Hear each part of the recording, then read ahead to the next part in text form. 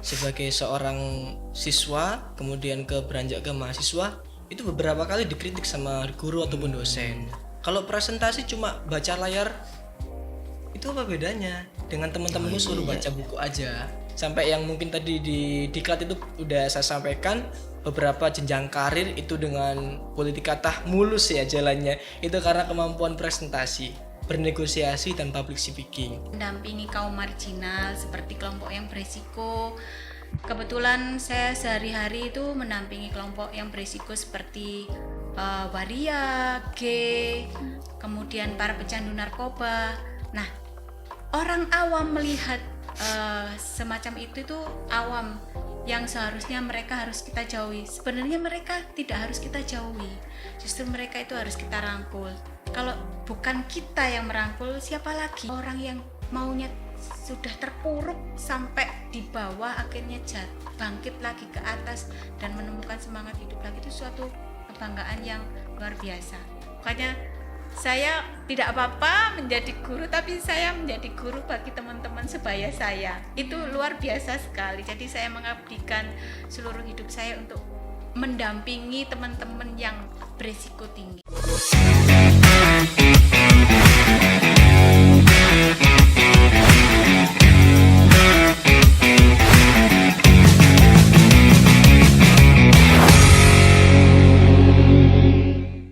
Assalamualaikum warahmatullahi wabarakatuh.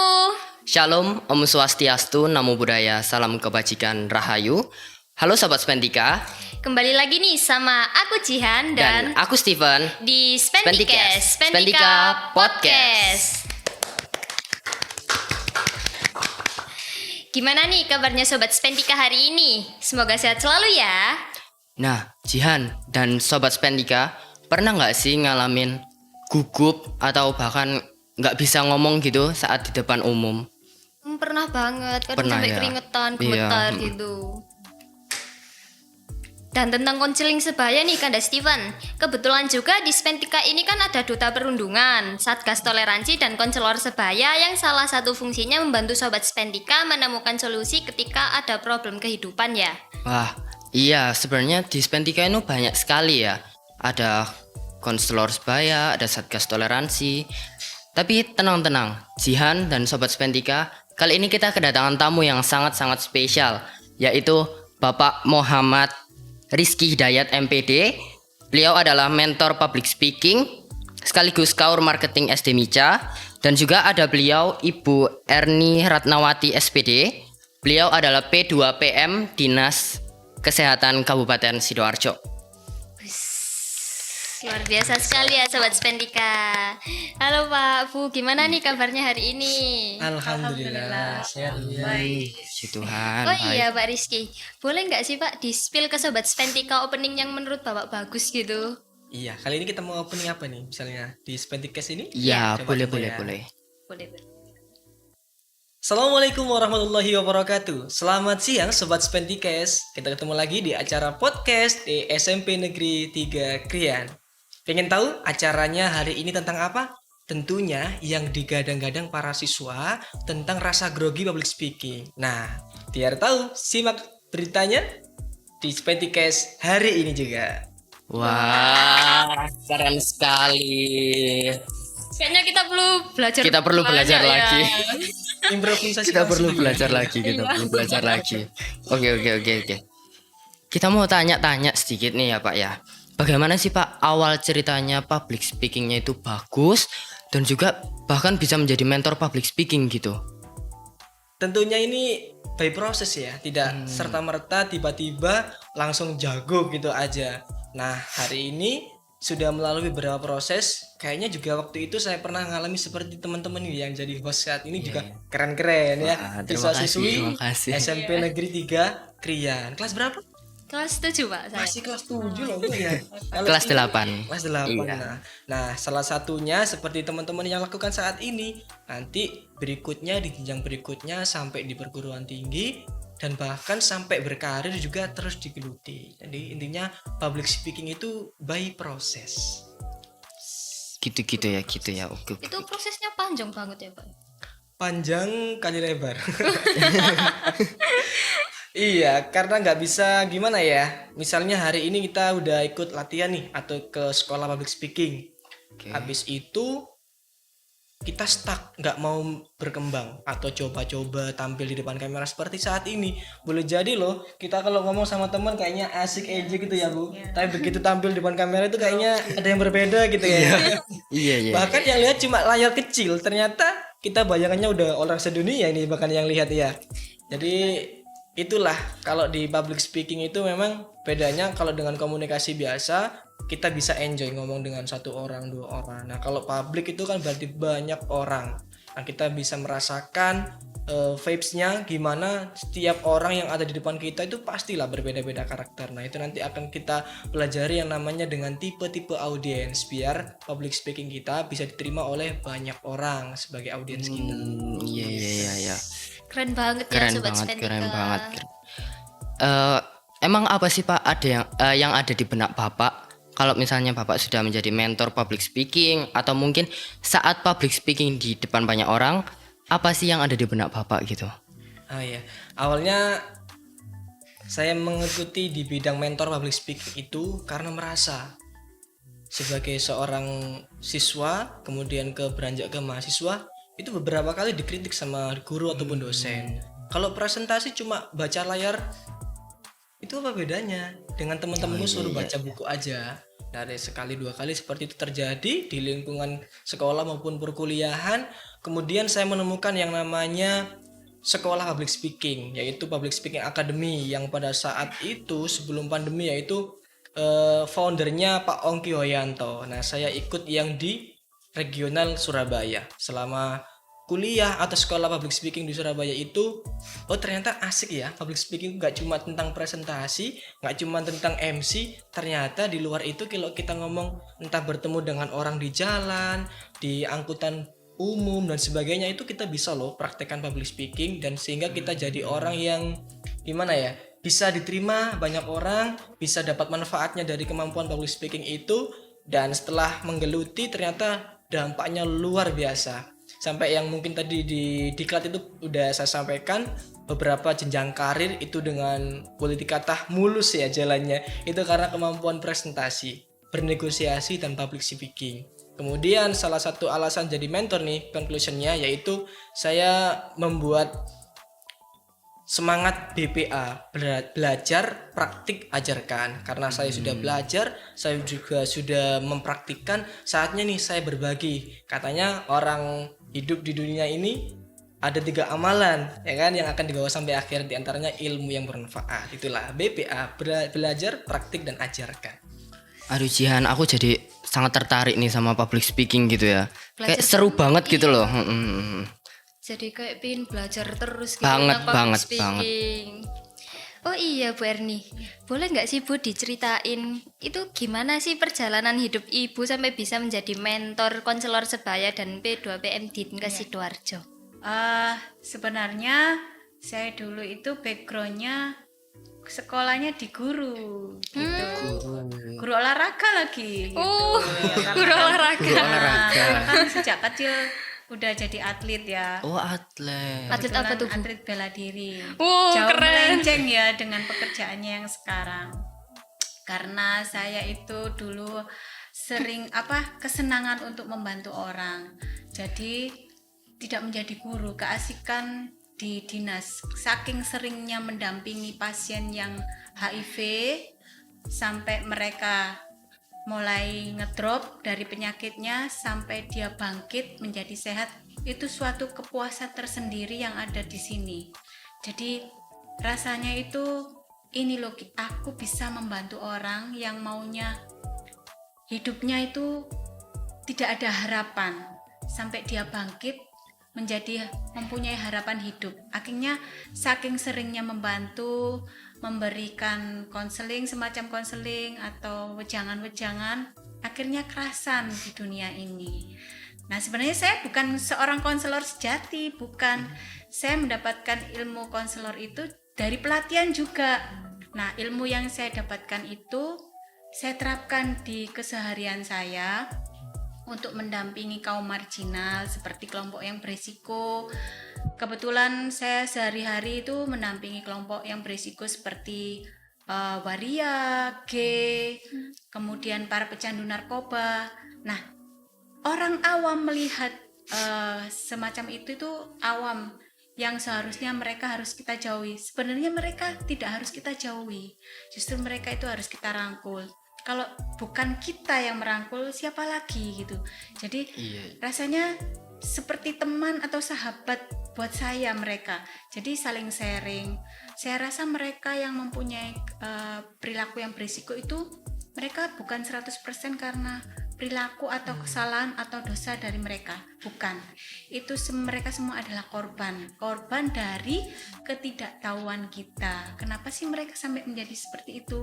Makanya kemarin saya kebetulan juga adalah seorang wali murid di sekolah SMP Negeri 3 ini. Anak saya bersekolah di sini. Saya juga bangga sekali berada di salah satu di tengah-tengah adik-adik, anak-anak, bapak ibu guru yang luar biasa sekali. Muridnya sangat-sangat apresiasi sekali saya, sampai anak-anaknya berprestasi semua, alhamdulillah ya. Itu yang membuat saya tidak dulu kan mengajar bu guru, jadi untuk berbicara kepada anak-anak itu sudah biasa bagi saya. Jadi saya sering mendampingi teman-teman yang pasien HIV/AIDS, sehingga apa yang saya miliki, ilmu sebagai konselor atau pendamping pasien, bahkan itu untuk anak-anak, itu saya tularkan kepada anak-anak sekalian. Jadi ini loh caranya, begini gitu. Jadi saya bukan konselor sejati, tapi saya bisa melakukannya karena pengalaman, jadi otodidak gitu jadi istilahnya. Karena saking terbiasanya mendampingi pasien-pasien dengan HIV/AIDS, mulai dari di rumah sakit sampai mereka kumpul di kantor, sampai mereka menjadi teman curhat saya. Tidak usah kita tanya apa dan masalahnya mereka kalau sudah terbiasa dengan kita, bersahabat dengan kita, itu mereka akan care sendiri. Mereka akan bercerita sendiri, oh begini perjalanannya. Jadi saya tidak akan menyalahkan 100% apa yang menjadi kesalahan mereka atau apa akibat dari pergaulan mereka, tapi mereka adalah salah satu korban dari ketidaktahuan. Sama seperti kita mau belajar, kalau kita tidak mau belajar, kita tidak akan bisa seperti itu, betul kan? Betul. Nah, itu yang bisa saya sampaikan. Keren Sungguh ya, memukau ya ceritanya itu ya. Iya. Duh. Oh iya Pak Rizky. Iya. Jujur dari tadi saya ngelihat Bapak di depan sangat luar biasa sekali ya kan, Steven ya. Terima kasih ya. Banget. Wah, iya. Kadang ada nggak orang yang berpikir bahwa kemampuan public speaking seperti Pak Rizky adalah bawaan dari lahir gitu? Betul nggak sih Pak? Pertanyaan yang menarik ya teman-teman. Menarik banget. Orang yang baru tahu biasanya kok enak banget ngomongnya, kok lancar banget kayak gitu. Iya. Jangan-jangan bawaan dari lahir. Nah ternyata public speaking itu bukan keterampilan yang datang dari lahir atau bawaan dari lahir tadi menyebutnya. Saya sependapat dengan Bu Erni tadi ya. Beliau juga katanya kan berawal dari guru ya Bu ya. Kemudian jadi konselor. Ada kunci yang sesuai tadi, bisa karena terbiasa. Nah, public speaking juga demikian teman-teman. Karena ini kan keterampilan ya kan, bukan sekedar bakat. Orang yang nggak punya bakat public speaking pun masih punya peluang loh ahli public speaking, karena ini semacam keterampilan gitu kan. Katakanlah juga selain public speaking boleh jadi menjahit gitu kan ya.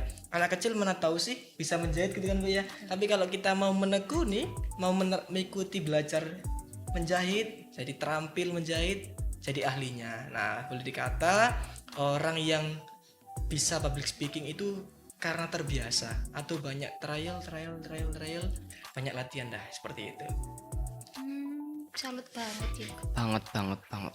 Jadi Ingin saya gitu. bisa ya Pak ya, jadi ahli gitu ya. Iya sih Bu. Saya juga bisa ya Pak. Wajah-wajahnya cocok deh.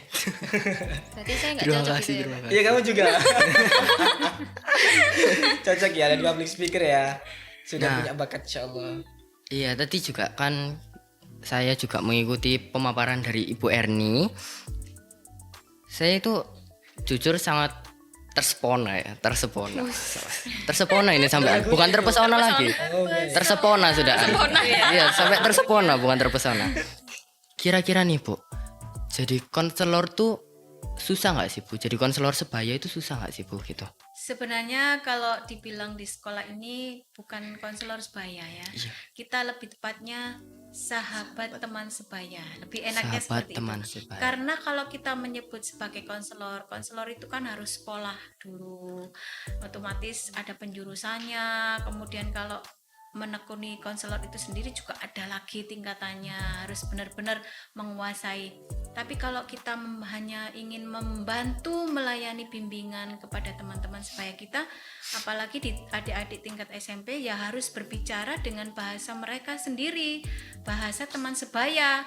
Kalau orang-orang tua mengatakan bahasa kaulnya anak muda, supaya mereka yang diajak interaksi untuk berbicara itu nyambung gitu. Iya. Nah, ini tugas dari adik-adik SMP atau yang ada di SMP Negeri 3 ini, kita membantu Bapak Ibu guru kita terutama dalam hal keunikan dalam tanda kutip. Saya nggak menyebutkan kenakalan ya, keunikan anak-anak di tingkat SMP. Karena di usia dini itu, terutama tingkat SMP, itu adalah tingkatan bahwa anak-anak itu berani untuk mencoba.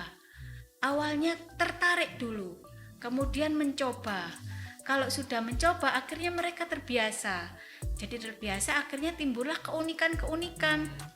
Entah itu perilaku bolos sekolah, atau tawuran, atau trek-trekan balapan motor yang bolos sekolah. Soalnya saya dulu juga mengalami waktu di SMP ya.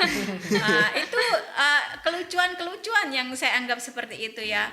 Biasanya itu dalam pelajaran tertentu, mungkin ada anak yang nggak suka bidang studi tertentu, alasannya ke kantin atau ke belakang, taunya nggak balik lagi ke kelas, nggak mengikuti pelajaran bapak ibu gurunya. Nah, yang saya anggap perilaku seperti itu adalah keunikan-keunikan anak-anak gitu.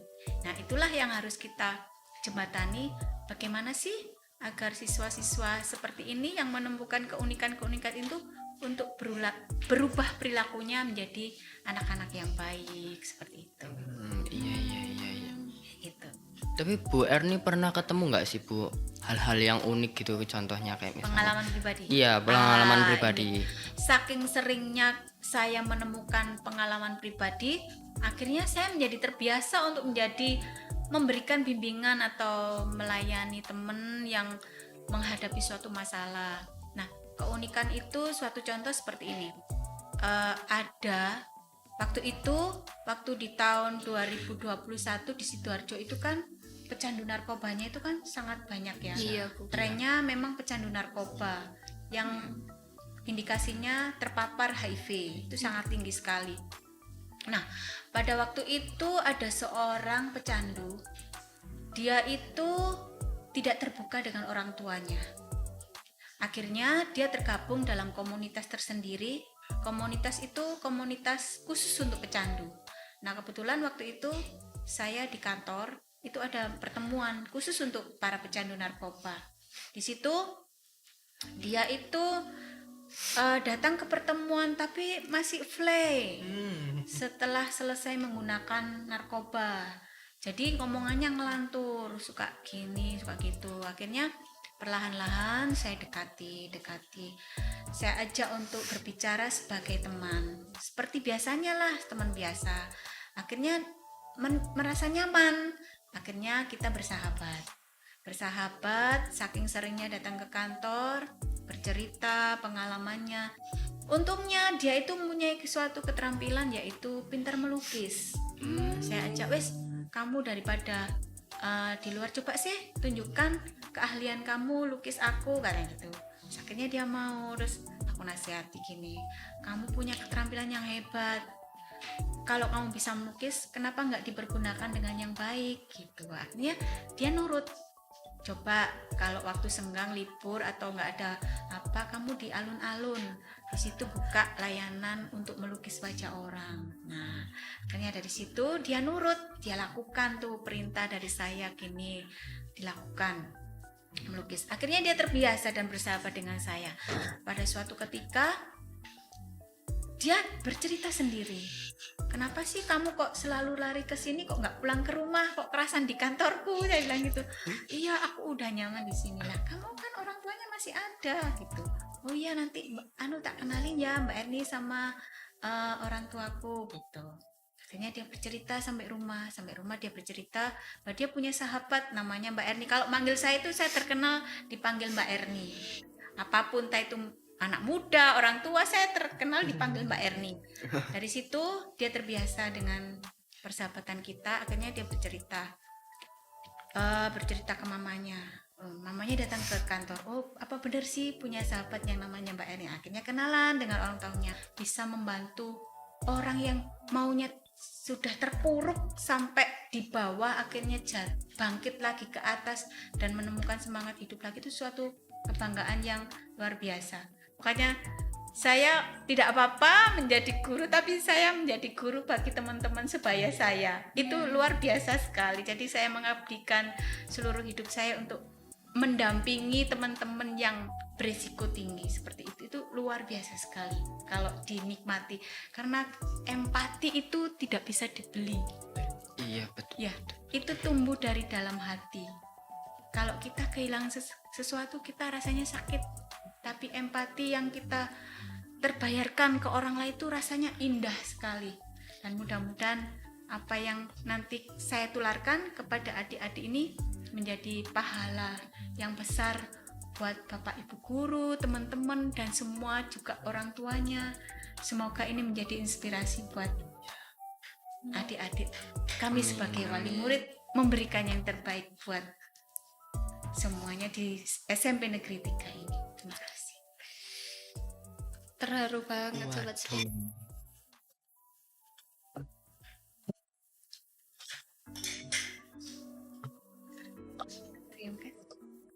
Iya. Terharu banget nggak sih Jihan? Ceritanya itu sedih terus habis gitu bahagia gitu ya. Iya. Itu kesenangan tersendiri sih ya, betul seperti yang Bu Erni tadi bilang gitu ya. Habis gitu kalau untuk Pak Rizky, pernah nggak sih Pak ngalamin hal-hal unik juga? Contohnya kayak misalnya mic-nya nyetrum, atau misal salah masuk acara, atau gimana gitu, pernah nggak sih Pak? Ya, Steven dan siapa tadi namanya? Jihan ya. Serta teman-teman semuanya pendengar Spentikes, hal-hal unik itu secara tidak terduga ya. Iya. Kadang itu muncul gitu aja. Meskipun kita sudah prepare dengan sebaik mungkin kayak gitu. Tapi keunikan yang saya alami mungkin berbeda ya dengan Bu Erni, yang beliau subjeknya itu dengan sosial atau Ya. orang Yang dengan beresiko beresiko tinggi tadi Bu ya. Nah kalau saya ini sehubungan dengan klien yang sekiranya beliau itu memang harus difasilitasi, minta fasilitas yang spesial gitu kan ya. Ibaratnya jasa kita yang memang dibeli atau diminta gitu kan ya. Nah di situ juga sehubungan dengan waktu, sehubungan dengan teman-teman vendor yang lainnya, juga sehubungan dengan perangkat. Nah menariknya pertanyaan pertama tadi terkait pernah nggak kesetrum mic gitu? Iya. Pernah ya? Pernah Pak. Betul, pertanyaan pas gitu kan ya. Pernah, macam-macam mic seperti itu tuh. Hati-hati lo ya. Coba dulu kalau nggak percaya. Aman ya tapi di sini ya. Aman. Aman. Nah, Anggap aman Pak. waktu itu jadi moderator waktu jaya-jayanya Mas Tom Liwafa. Ya kan? Waktu Mas Tom Liwafa mengawali karirnya di dunia bisnis itu kan. Tahu kan? Orangnya kan. Nah, itu Iya. tiba-tiba pada saat mau manggil beliau masuk ke panggung, itu memang di awal keringat dingin muncul, tangan akhirnya agak-agak berkeringat gitu kan ya, basah. Iya Bu, akhirnya ya seret gitu, kerasa nyetrum gitu kan, apalagi waktu itu juga nggak pakai sepatu di acaranya. Jadi udah, itu yang pertama, kesetrum mic pernah. Terus juga pernah ini, tapi jangan bilang siapa-siapa ya, rahasia ini. Oh iya, rahasia kita berempat. Iya. Iya. Tapi didengar Spentikes. Oh iya. Nggak apa-apa, rahasia Spen 3. Pernah diundang jadi MC wedding juga. Undangannya jam 10. Nah, sebagai seorang yang berusaha lebih profesional, kalau diundang jam segitu biasanya paling lambat tuh 30 menit sebelumnya aku harus datang di lokasi. Nah, berhubung waktu itu nggak jauh-jauh amat dari rumahku, datangnya 45 menit sebelumnya. Begitu sampai sana, aku agak kaget. Kok masih sepi? Katanya hari ini ada acara temu manten, MC wedding soalnya. Kenapa aku bertanya seperti itu? Di depan mata itu namanya dekorasi, manten itu belum dipasang. Loh, apa aku terlambat? Salah baca WA, jangan-jangan besok aku datang sekarang? Itu pertanyaan udah kemana-mana itu kan. Terus kemudian terlihat raut-raut wajah keluarga yang agak panik gitu kan ya. Kayaknya kok panik gini kenapa? Terus saya datangi, maaf ini keluarganya Mbak ini gitu ya, saya tanpa menyebutkan namanya. Kemudian oh iya benar, oh iya Pak maaf ini saya nggak salah tempat kan ya, saya diundang sebagai MC katanya mau temu manten hari ini. Oh iya Mas benar maaf ya, ini begini. Ternyata beneran waktu itu ceritanya panjang. Jadi begitu saya datang itu belum ngapa-ngapain, masih ngerias, masih masang dekor pengantin itu. Nungguin dong, Pak. Nungguin. Kebetulan juga pengantinnya yang cowok itu datang dari luar kota juga. Masya Allah. Akhirnya sempat sampai makan siang, tapi belum mulai job.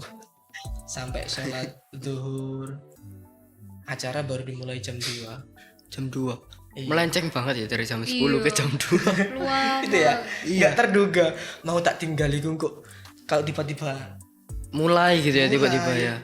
Kan gak profesional banget dan sebagainya kan, seperti itu. Terus ya kalau di sisi lain misalnya sedang mentoring gitu kan ya anak-anak, kalau yang biasanya belajar sama saya sih biasanya ya seperti teman-teman mahasiswa sendiri atau teman-teman siswa seperti itu, inginnya yang baru belajar itu langsung bisa gitu loh. Ya itu. Mas pokoknya aku langsung iso mas. Aku coba kasih naskah, tak bacain langsung bisa. Orang sekedar baca, entah MC, entah seperti podcast saat ini atau pidato atau apa itu bisa gampang aja ya membaca. Tapi kalau udah jadi public speaker atau notabene tanpa teks itu jadi beda lagi gitu loh. Jadi yang uniknya itu baru belajar tapi minta langsung bisa. Oh nggak garuk-garuk kepala ya Bian?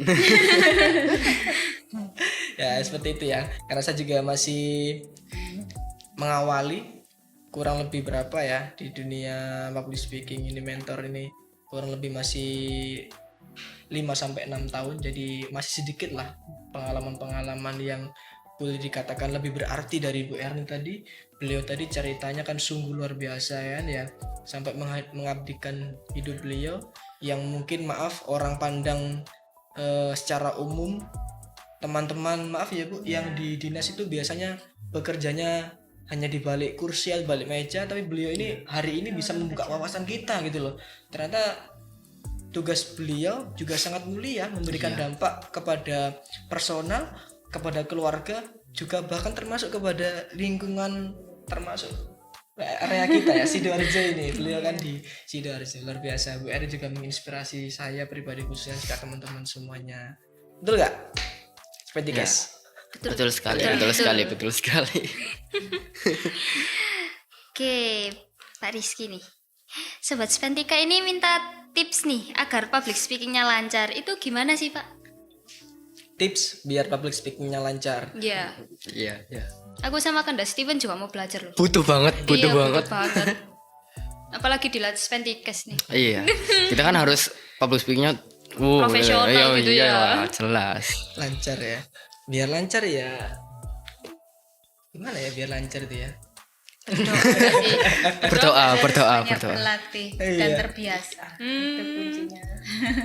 Jawaban itu terus saya ulang-ulang Iya. karena memang itu kuncinya. Iya. Kuncinya di Trial and dunia error gitu, apapun. ya. Iya. Kalau kita ingin yakin dengan profesi yang kita ambil, ya kita harus belajar terus karena belajar itu tidak mengenal usia dan waktu. Gitu. Gitu. Nah ngomongin soal tips itu juga beragam. Kadang maaf kalau di dunia public speaking itu kan sangat luas ya. Kadang-kadang kalau jadi narasumber di suatu seminar, itu boleh jadi tipsnya berbeda ketika kita jadi public speaker di bidang MC atau news anchor atau mungkin reporter, itu macam-macam. Sehingga kalau ada yang bertanya seperti itu lebih spesifik, kamu pengen belajar public speaking yang bidang apa nih, buat tipsnya kayak gitu. Kalau secara general biar lancar aja, betul tadi kuncinya memang harus Latihan ya Pak ya. latihan. Lebih banyak kepada, kalau zaman dulu itu saya diingetin ngomonglah depan cermin itu biar kamu tahu mimik wajahmu sendiri. Nah kalau sekarang kan udah canggih nih, ada handphone, jangan sungkan-sungkan juga buat bikin konten sendiri, posting di YouTube. Tujuannya bukan hanya sekedar kita publish di YouTube itu buat semakin banyak like kan begitu ya kan, semakin banyak subscribe. Kalau memang niatnya belajar dengan tujuan publish di YouTube supaya banyak teman-teman yang lihat sehingga bisa kasih komentar ke kita masukannya apa gitu sih kalau saya, supaya apa, kadang-kadang kita mengevaluasi diri sendiri tuh sulit gitu kan ya, aku kurang apa sih, perasaan kok udah Iya. seperti ini udah pantas. Nah kalau orang lain yang ngasih penilaian itu biasanya lebih banyak, lebih luas, sehingga kita bisa menggali ternyata oh ini yang harus aku perbaiki, begitu ya Bu ya. Oke, latihan udah itu aja. Jadi Luar sering biasa ya, luar biasa, sangat memukau ini jawabannya nih ya. Latihan, oke. Latihan. bisa nggak sih kita latihan bareng gitu biar profesional? Latihan bareng sama Pak Rizky. Iya. Apa private? Hubungi nomor di bawah ini. Oke. Nanti muncul kan ya. Ini ya. Kalau repotin nanti. Luar biasa itu. Tapi kalau misalnya public speaking secara general itu ada hubungannya nggak sih Pak? Maksudnya kayak misalnya harus pakai pernafasan perut atau harus pakai pernafasan dada atau diafragma gitu kan? Pengaruh nggak sih? Atau jam terbang juga pengaruh? Iya. Iya. Dua-duanya udah jawab nih, sebenarnya pertanyaan kamu tadi udah jawab yang mau kamu tanyakan. Iya. Pertama, berpengaruh jawabannya. Berpengaruh ya. Pernafasan diafragma atau di dada atau di perut itu sangat berpengaruh. Kalau memang pembicaraan kita itu sekiranya di aula seperti yang tadi dilakukan, itu alangkah baiknya gunakan pernafasan diafragma. Itu biar apa? Suara kita bertahan 1 jam setengah, 2 jam itu masih bisa bertahan. Nah kalau kita pernafasannya cuma pakai pernafasan dada di tenggorokan, apalagi teriak-teriak ngomong panjang, itu ada cirinya. Lama kelamaan suaranya kayak ada serak-seraknya gitu kan ya. Iya. Nah kemudian udah menipis volumenya itu kayak gitu, atau termasuk juga ngos-ngosan kayak gitu. Nah untuk latihan suara diafragma itu ada tipsnya ini kawan-kawan. Nah coba teman-teman buka mulut teriak di dalam ember yang berisi air. Nah itu latihan biar suaranya kenceng, tapi kan nggak ngerebeki tonggo bahasa Jawa nih ya, nggak bising di tetangganya. Nah seperti itu. Terus yang kedua, tahan pernafasan ada di area diafragma sini supaya apa, supaya lebih volumenya lebih berat kayak gitu, suaranya berat itu. Terus yang kedua tadi pertanyaan perihal Jam terbang. Iya. Iya. Latihan tadi ya. Latihan tadi ya. Latihan juga termasuk jam terbang ya kan. Iya. Ambil kesempatan seperti teman-teman saat ini sebelum nanti jadi seperti Mbak Nana di Narasi TV ya, kalian kan bisa juga menggantikan posisi beliau di saatnya nanti. Kesempatan ini kalian gunakan, itu juga termasuk bagian dari jam terbang.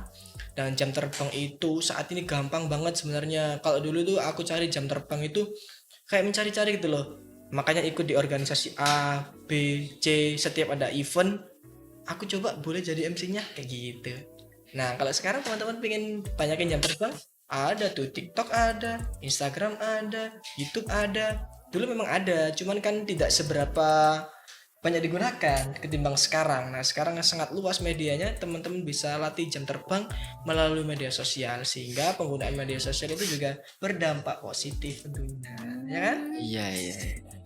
Oh iya Pak, sebelum lanjut ke pertanyaan selanjutnya nih, silakan diminum dulu biar nggak seri dulu. Boleh. Ayo Pak Bu diminum dulu. Ya.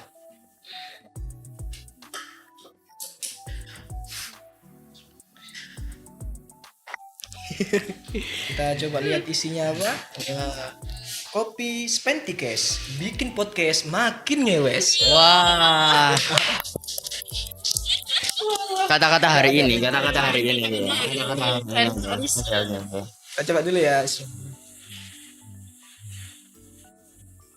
Gimana tuh Pak rasanya? Gurih. Oke, terima kasih. Oke. Nah, Bu Erni nih, setiap siswa bisa nggak sih Bu menjadi konselor sebaya atau harus mempunyai jiwa-jiwa konselor nih? Bisa. Bisa ya Bu ya, bisa. Makanya, Gimana tuh, Bu? tadi kan kita mencoba untuk berlatih, Iya. peran supaya adik-adik yang sudah ditunjuk itu terbiasa nantinya, karena kita akan menghadapi hal-hal yang nyata, yang sesuai dengan situasi, dengan kondisi, baik itu kondisi lingkungan sekitar dan lain sebagainya. Benar-benar nyata. Bisa, karena apa? Karena kita harus terus mencoba dan berlatih itu tadi, sehingga kita menjadi terbiasa. Yang paling penting adalah kita harus berani mencoba. Sama seperti saya dulu, saya kan backgroundnya bukan konselor, saya hanya mendapatkan pelatihan aja gitu, karena saking seringnya untuk mendampingi pasien HIV dan lain sebagainya, bantu mereka untuk memecahkan masalah, menjadi teman curhat, akhirnya menjadi terbiasa. Saya harapkan ya di SMP Negeri 3 ini adalah salah satu dari sekian banyak SMP yang ada di sini, itu yang mengawali, saya rasa ya, mengawali untuk kegiatan mempunyai keterampilan sebagai seorang sahabat teman sebaya. Iya. Bisa banget, keren. Bisa banget. Tuh, berani Keren mencoba nggak bisa berarti gitu. keren. Harus punya jiwa-jiwa konselornya dulu baru bisa. Kalau jiwa konselor itu tumbuh dari hati. Oh. Ya. Kalau kita sudah menjadi konselor, misalnya menjadi sahabat sebaya, tapi kalau kita tidak mempunyai empati kepada orang, terus kita tidak menjadi contoh atau PE atau peer education buat teman-teman kita, ya itu akan sedikit menghambat bagi mereka. Jadi kita harus membiasakan untuk peduli dengan orang lain dulu. Itu kunci yang paling awal. Itu saya rasa itu kuncinya. Jadi kepedulian dulu. Selanjutnya untuk menjadi konselor bisa. Kalau misalnya tertarik, ya kita ke jenjang yang lebih atas gitu. Saya rasa itu. Oh ya Bu, dari tadi kan kita sudah bahas-bahas tentang syarat-syarat menjadi konselor, tentang cerita hidupnya Ibu dan Bapak, hal-hal unik gitu ya. Tapi boleh nggak sih Bu spill gitu sedikit teknik konselingnya itu gimana Bu? Dicontohkan bisa Bu? Contohnya, misal kita menghadapi orang yang tidak mau makan, misalnya di rumah sakit, apa nggak sayang tuh dengan perutnya? Kan perutnya sudah bunyi, berarti teriak-teriak tuh minta maem gitu, minta diisi supaya perutnya nggak bunyi lagi. Nah, contoh seperti itu aja untuk membangkitkan seorang ingin bergairah lagi, timbul rasanya untuk menikmati makanan yang semula dia tidak selera untuk makan. Dengan bahasa halus, sama seperti kita menghadapi anak-anak kita yang nakal atau keunikan-unikan, mereka tidak harus dikeras, tapi dengan cara halus, dengan perlakuan yang lembut, paling tidak mereka akan bisa kembali menjadi anak yang lebih baik, anak yang lebih hebat, yang super. Bisa dengan kata-kata yang lembut, dengan empati, dengan persahabatan, semua itu bisa. Ya, jadi nggak harus keras ya Bu Nggak ya? harus Nggak harus keras, keras ya. Jadi gitu ya Sobat Spentika, percakapan kali ini sangat memberikan inspirasi bagi kita. Banyak yang dapat kita ambil ilmu-ilmunya sebagai konselor, sebagai public speaking. Itu banyak sekali ya Sobat Spentika. Bener banget nih Kanda Steven. Ya, terima kasih Pak ke Pak Rizky dan Bu Erni sudah memberikan wawasannya, sudah memberikan ilmunya. Terima kasih. Ya. Yeay. Demikian Sobat Spentika. Aku Jihan dan Dan aku Steven, pamit undur diri. Spentikes memberi inspirasi tanpa henti. Assalamualaikum warahmatullahi wabarakatuh. Shalom, Om Swastiastu, Namo Buddhaya, salam kebajikan.